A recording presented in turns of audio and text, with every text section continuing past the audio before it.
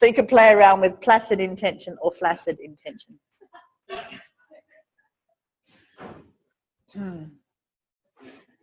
I think that could be a chapter in the potent self, couldn't it?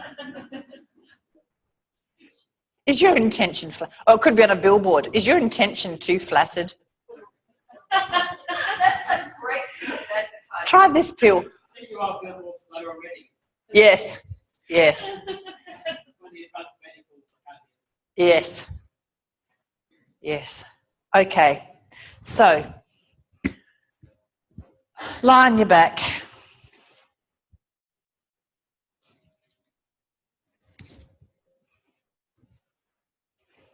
And allow the floor to kind of soothe away any little tweaks or whinges from yourself from working on the floor, or the people who've been lying on the floor. Maybe you don't have any tweaks and whinges, you're happy as Larry.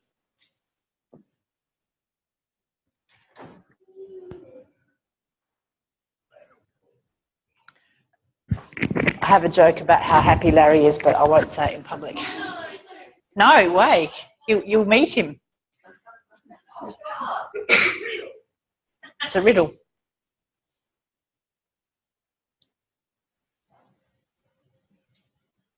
And how are you today?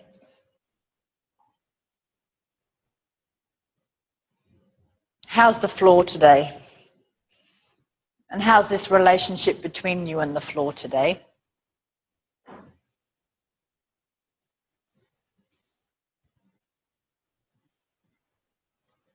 Is the floor able to mirror back to you your general state of tonus? And then some specific areas of tonus, if you like.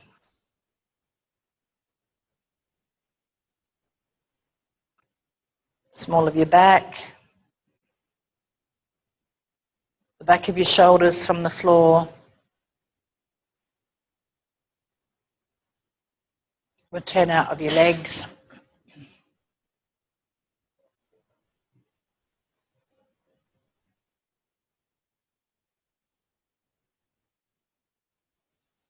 The jaw, so the space between your teeth, the tonus of your tongue. Where is your tongue? Well, in your mouth, hopefully, but whereabouts in your mouth? And is it placid or flaccid?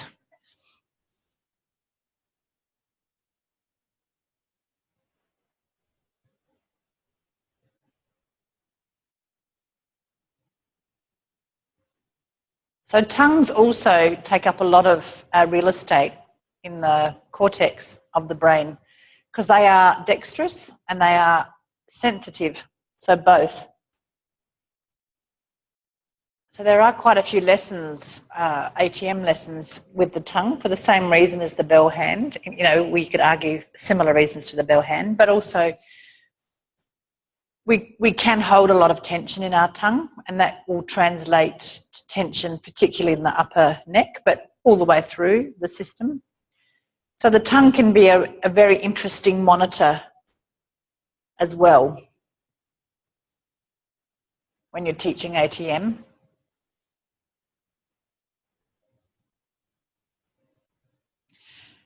So let's revisit some of yesterday's ATM, create a little link or firm up an association. Please roll over onto your stomach.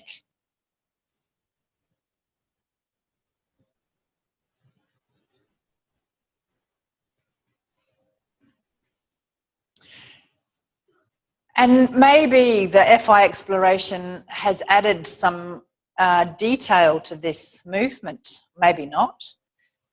But let's just start with this idea of the pelvis rolling. So the head can turn, for the moment, the head can be turned whichever way you like.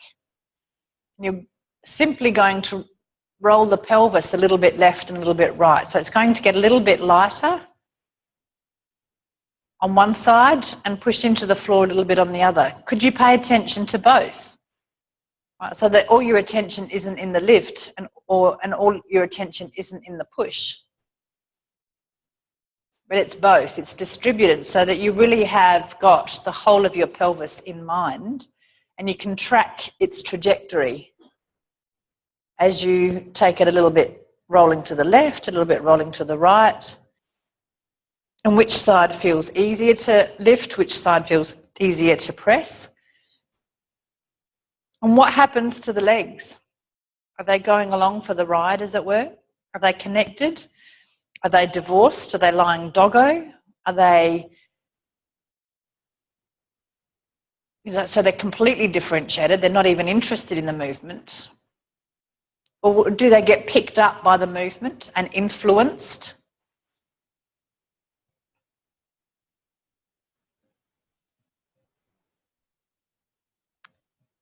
And if you're going fast, go slow. And if you're going slow, go fast. Complete your repertoire, in other words.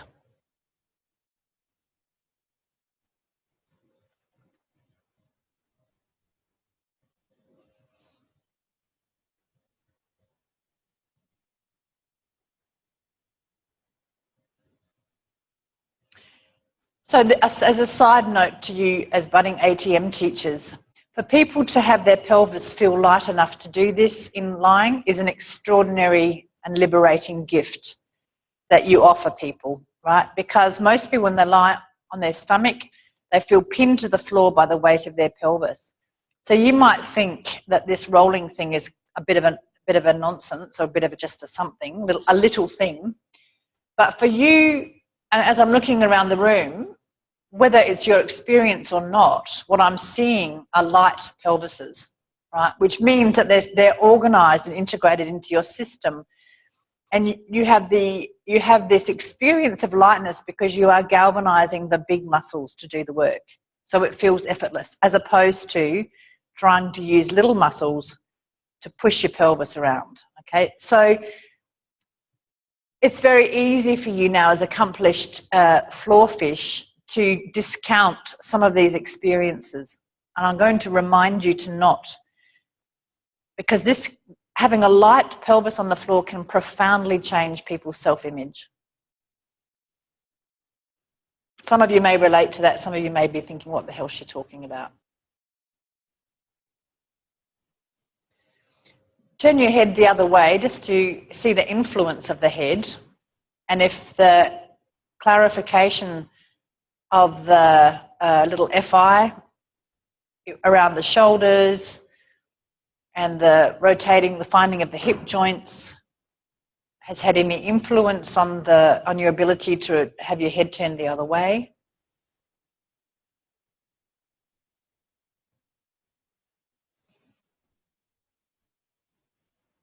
And now everybody, have your head turned to the left. Find a way to find some comfort, or the illusion of comfort. So your left hand hopefully is somewhere near your face. Your right hand at the moment can do what it likes. I'll have a little job for it later. The left hand is up so that it can start to make that very gentle bell movement. So starting to bring the pads of the fingers along the floor. And with all the, all that background awareness that we talked about yesterday about why this might be a useful thing, floating back there. Some of those ideas maybe spoke to you and some of them didn't. Now for your ATM class, they don't need to know how cunning the bell hand movement is. You link it to an experience, right? But for you, you've got some of this intellectual armoury hiding behind the movement.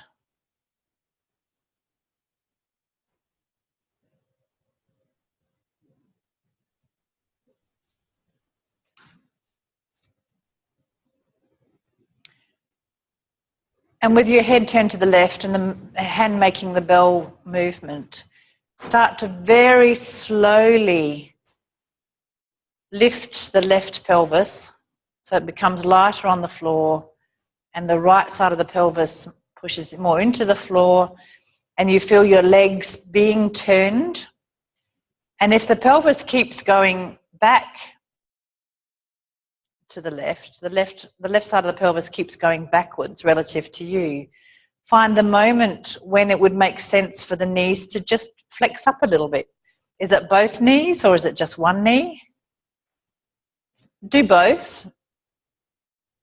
So find a way where it's the rolling of the pelvis that very clearly invites the knees to bend up a little tiny bit, and then they straighten back down, and that is congruent with the pelvis coming back to the floor, and the hand continues to make the bell movement. And is it easier to bring the knees up when the hand is opening or closing? And the breathing, of course, is uninterrupted.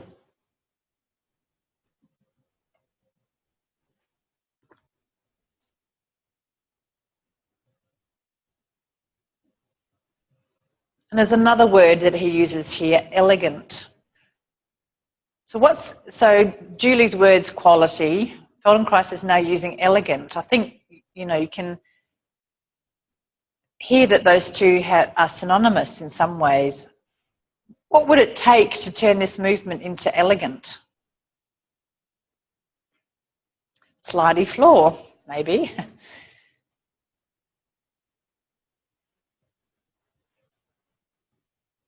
Maybe making it smaller. And then continue on so that your head stays to the left as much as it's comfortable. Like it has to adjust a little bit, right? But so that your pelvis, when it comes back down to the floor, you continue on and the right side lifts, which invites the knees to rotate to face the right and maybe bend up a little bit. So you don't have to have your head rigidly on the floor, but it doesn't turn, it just adjusts. Could have a go.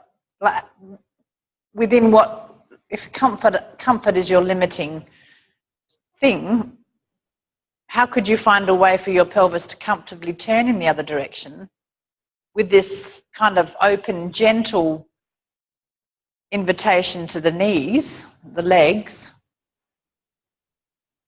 and with this idea that there is a degree of elegance around this?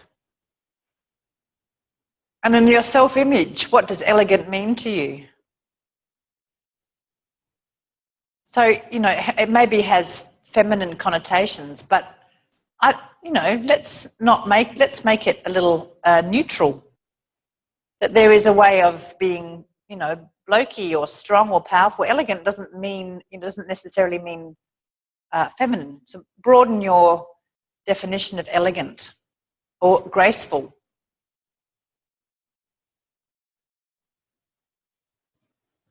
Good, leave it and rest on your back for a moment.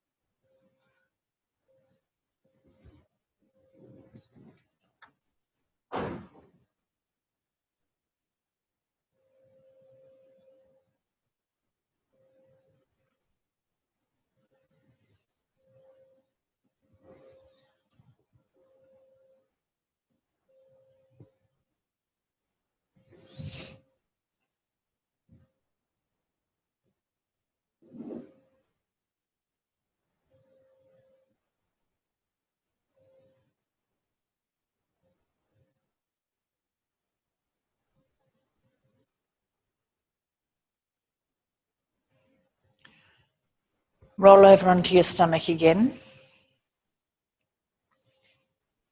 And have your face turning to the left to start with. Start the movement of the bell hand with your left. Have your right hand up as well now. So we'll add in the head turning. So the pelvis will start to turn to the left and to the right with this invitation to the knees and the bell hand to the left. And then as your pelvis comes down, you can time a head turning with the pelvis turning.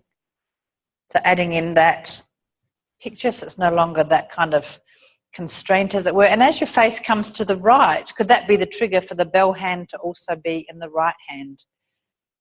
So your head is turning, your pelvis is turning, and your hands are making the bell movement.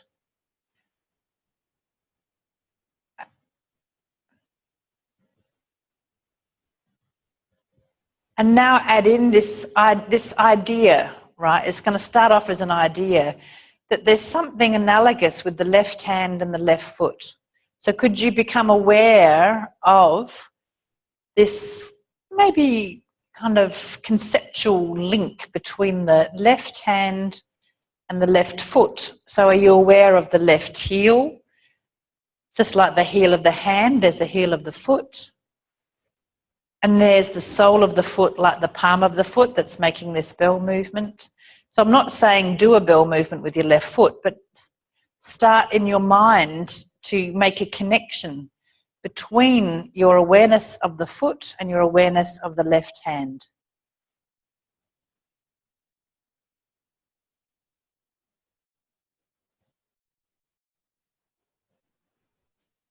And that the toes can be long, the fingers are long, the toes are long.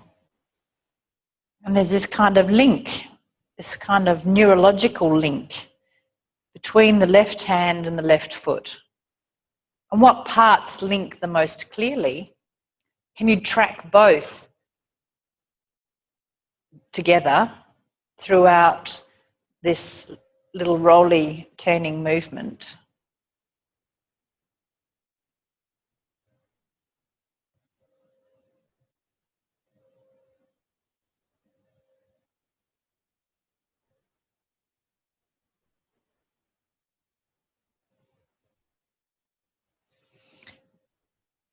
And obviously the distance, the physical distance between the left hand and the left foot changes slightly as the roll happens. Can you track that? So now it's not just this kind of link in your nervous system, this conceptual link.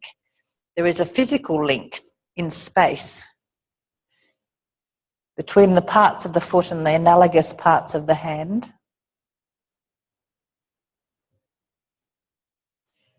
And you have 5 digits on the left hand and 5 digits on the left foot. Could you become even more specific? So there's a left thumb and there's a left big toe. There's a left baby finger and a left little toe.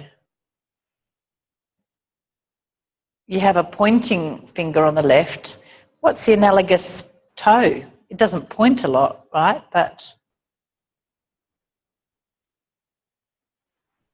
And the middle toe and the middle finger. And that poor neglected fourth toe and the fourth finger, the ring finger, or the fourth digit, the ring one.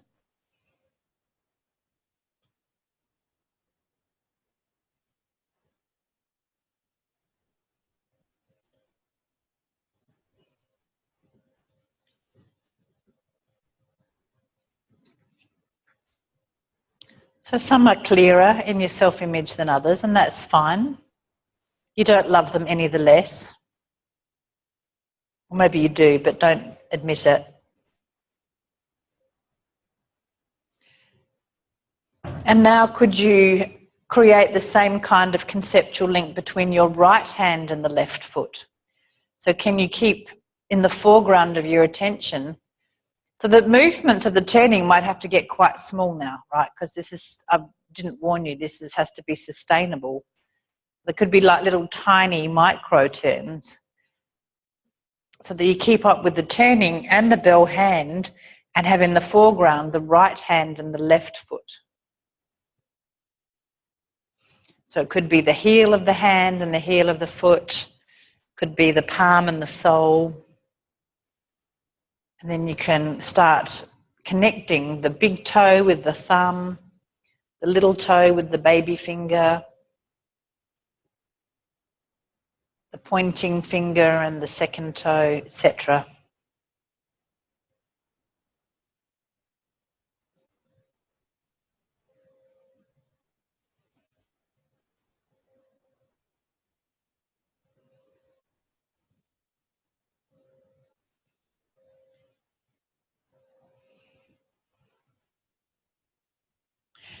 And is it easier or harder to connect the right hand with the left foot than the left hand and the left foot? Rest when you need to. I actually haven't said that for a long time. You all know that. Did you need reminding though?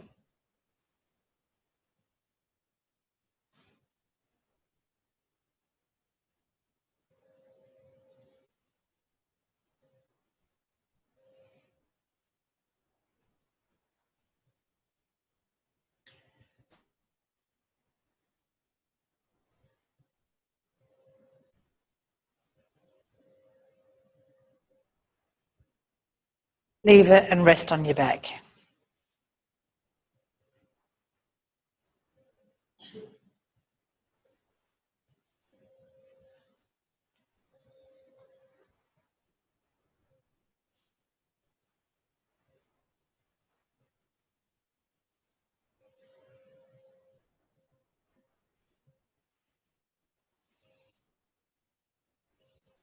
And what's the influence of that shifting attention in your self-image of the hand, the clarity, the distinctiveness of each finger, each toe?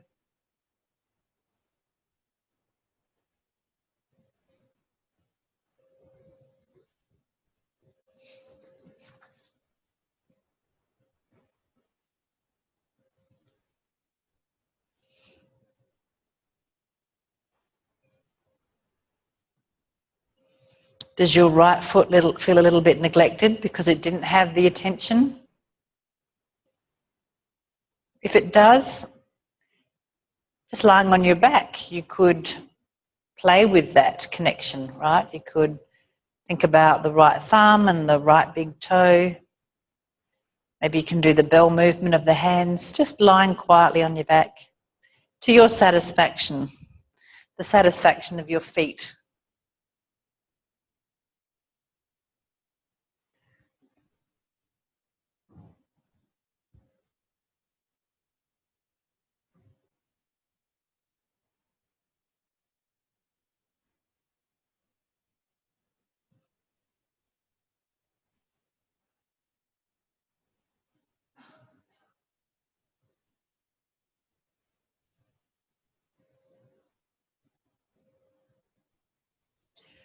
Roll up to sitting.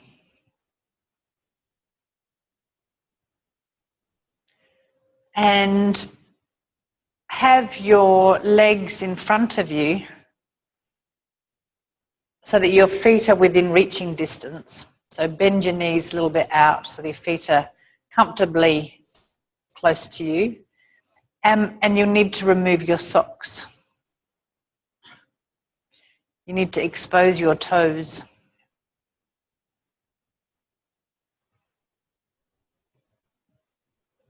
All of your socks.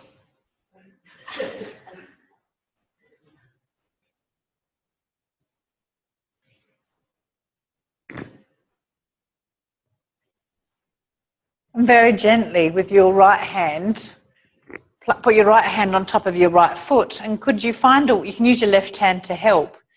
So your thumb is on the outside of the big toe, and then your pointing finger is going to go between your big toe and your second toe, right foot, sorry, over the top of your right foot. Yep. And then interlace each finger between each toe with the thumb on the outside of the big toe. You can use your other hand to help, kind of gently introduce your fingers. Now, if that's putting a lot of too much separation on your fingers, just have the tips of your fingers rather than right through to the base of your fingers, because you might have noticed your tips are thinner than the base for most people. Who knew? It makes picking your nose easier. All right, now with your feet and toes interlaced, fingers and toes interlaced on the right, gently start to, so if you've got your knee inside your arm, could you take your knee outside of your arm? And if you've other way around, so if you had your knee outside, take it inside, could you find a way to just flip your knee, just flip it as if it's easy, but on the inside and the outside of your elbow a few times. And then the next time it's So you might have to do something in your chest or in your shoulder girdle, find a way, or maybe you have to lengthen your knee a little bit. And then next time you have your elbow on the outside, could you find a way to use your hand to pick up your foot as if you seriously wanted to have a look at the sole of your foot? There's something very fascinating. So then well, you're very clever, Jane. Do it with your knee on the outside of your elbow first. You did it very cleverly.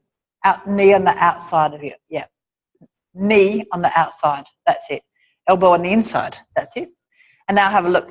Jane's so flexible, she could look at the sole. So let's do that. What a nice idea.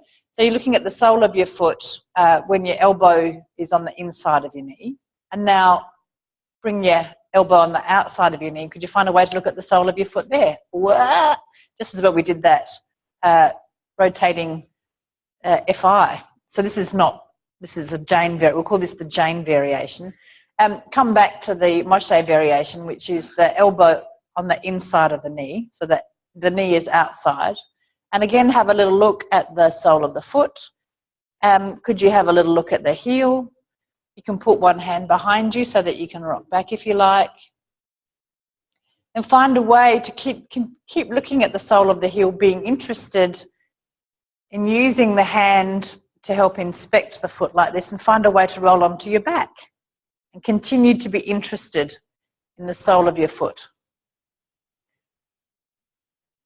You might want to do a Jane variation and look at the sole of the foot from the outside on your back. Stay on your back if you want. Oh, you're very clever. They're just so creative. They're making up their own things. Jenny, they're out of control. They're out of control. They're doing their own variations. Just stop them. Stop them.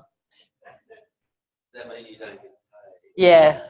If I'm not in control, complete control, everybody breathe in, everybody breathe out, do as I say. Find a way to really, get to know your foot with this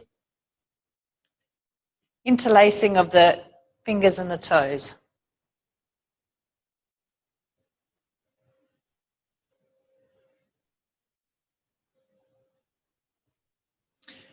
Roll back up to sitting. It's so nice. And now remove your fingers and interlace them now, but we're starting off with your thumb in between your big toe and the second toe. So you're moving each digit along one, right? So you started off with the thumb on the outside of your big toe. Now it's between them, and then the index finger goes between the second toe and the third toe, and so on. They all buddy along a little bit. Good. So it's not as comforting a grip, but again, explore some of those movements. You can look at the sole of your foot with your knee hanging out. You can do the Jane variation. You can allow yourself to roll onto your back to see if you can really explore. And the only concern is you're not allowed to suck your toes, because that would be rude. That was yeah. I will maintain control. No nibbling of toenails or each other's toenails. That's way too social.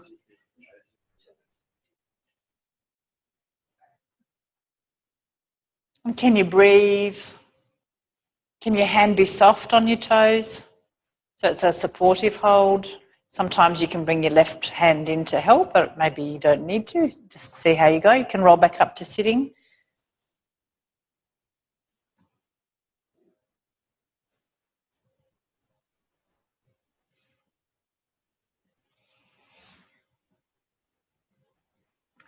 Can you be really curious, like, oh, where's that old verruca?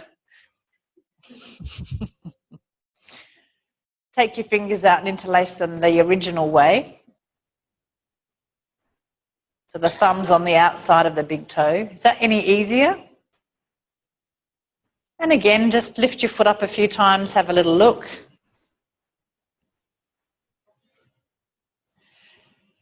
How far away from you could your foot go? How close to you? So really the foot and the hand together can really explore space.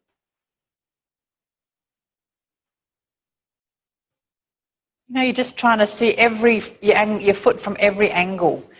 Does my foot look fat in this? That kind of exploration. Just changes shape.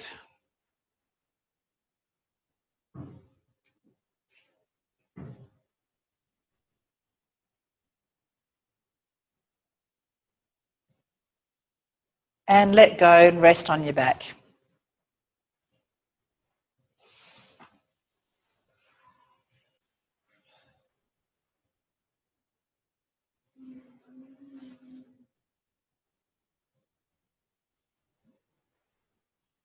And again, sense the influence of this on your sense of your right foot and your left foot and the right hand and the left hand. And the clarity of each finger, each digit, each toe. The size. The space between the toes. How broad does one foot feel compared to the other?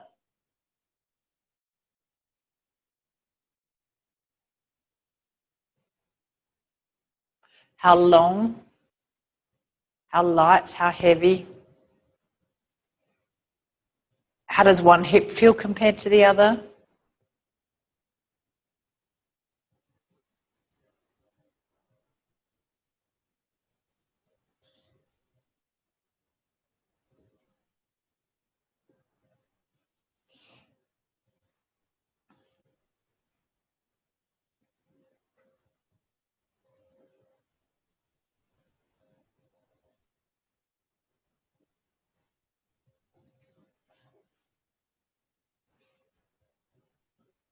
Slowly roll over, come up to sitting and then standing.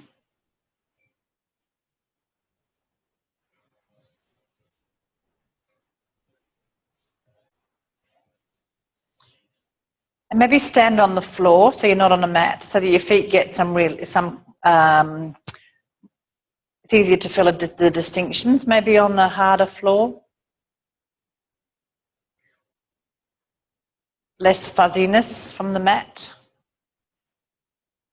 And shift your weight from one foot to the other and feel what's the reception of more weight on one foot versus the other.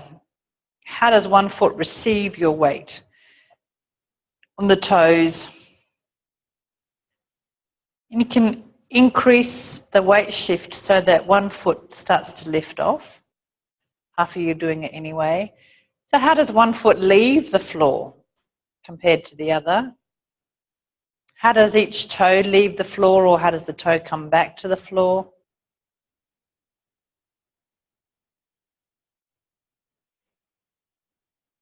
And what are your hands doing while your feet are receiving and leaving the floor? Could you start the bell-shaped movement with your hands? As you shift your weight from one foot to the other. Does that help remind you of the complexity and the elegance of the foot? It's not just some, piece of meat that we put weight on, but it has liveliness within the foot, between the toes. That we are all individuals kind of feeling between the toes. We are all individuals, you know that joke. And take your toes for a walk and notice how they receive the floor, how they leave the floor, how they interact with the floor.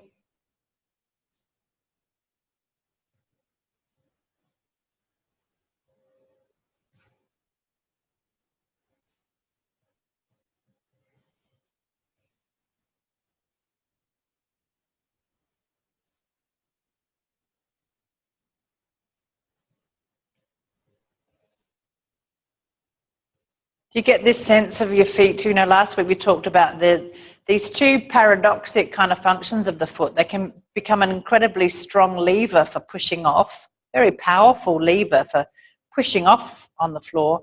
And then this mobile adjuster to conform to the floor, so that when you walk over somebody's mat or walk on their socks or something, your foot can adjust. Imagine if you're walking on the sand and how your feet can conform to the sand, or you're walking in the bush and your feet can conform to slopes and stones and sticks and possums and snails. Don't you walk over possums? Oh, you Melbourne and Sydney people, you really need to live more. We walk on possums all the time in Adelaide. They're so soft. Dog poo on the pavement.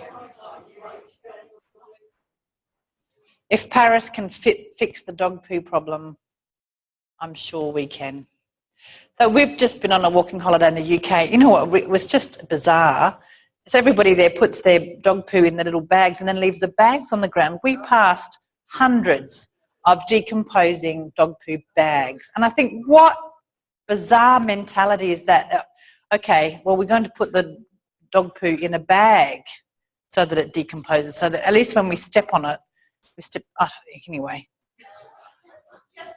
It's just silly. I don't know. Well, we were out on a Ramblers track, so I don't know. You know, you put them in your bloody pocket. Put a nappy on your dog. I don't know. Okay, it's lunchtime. I'm starting to rave. So it's 20 to 1. So come back at the rather strange time of 1 to 2. So it's an hour and a quarter for lunch today. Wash your hands because you've been playing with your feet. That's your mother talking before you eat your sambo. I felt compelled to say that. I have really clean feet. You have really clean feet. Well, I'm noticing all these layers and layers of socks. It's Melbourne. Yeah, boy, don't I know it. Walking to work this morning. You're from Brisbane. That wind this morning had a chill factor of brr, brr. Oh, yes, you're Townsville.